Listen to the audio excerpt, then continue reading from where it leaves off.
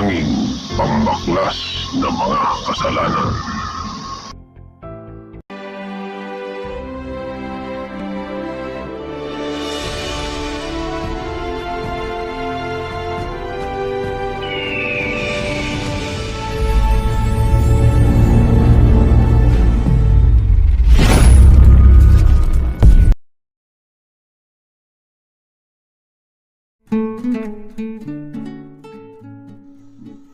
Mapagpalang oras, mga kahiro.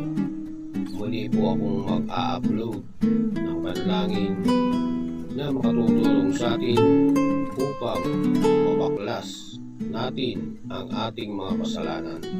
Kaya samahan niyo ako, mga kahiro, sa video ito. Sa ngalan ng Diyos Ama, Diyos Ina, Diyos Anak, at Diyos Espiritu Santo. Amen. Ama namin, sumasalangit ka, sambahin ang ngalan mo, mapasa amin ang kaharian mo, sundin ang loob mo dito sa lupa para lang sa langit. Amen.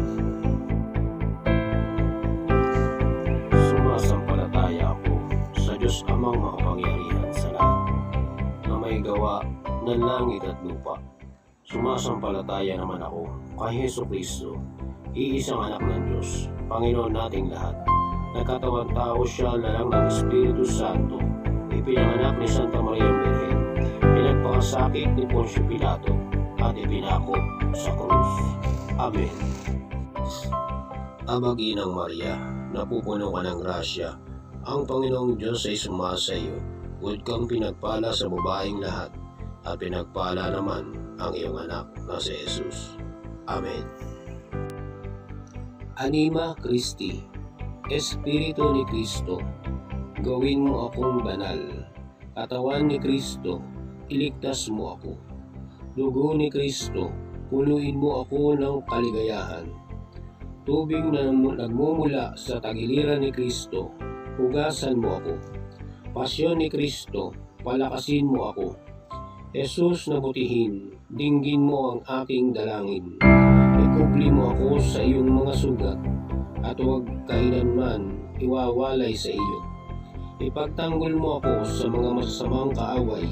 Tawagin mo ako sa oras ng aking kamatayan, at anyayahan mo akong lumapit sa iyo, upang purihin ka kasama ng iyong mga banal, magpas sa walang hanggan. Amen.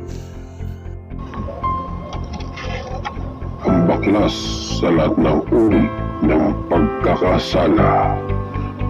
Euecliam Daxuum Huxulusum Miorbatum Birubam.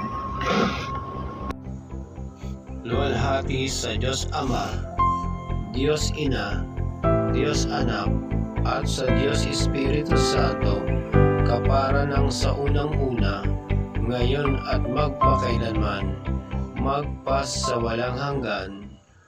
Amen. Sa ngalan ng Diyos Ama, Diyos Ina, Diyos Anak, at Diyos Espiritu Santo. Amen.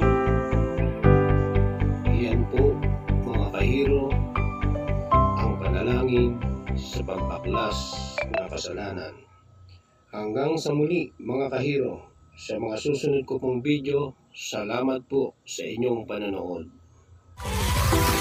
Alright,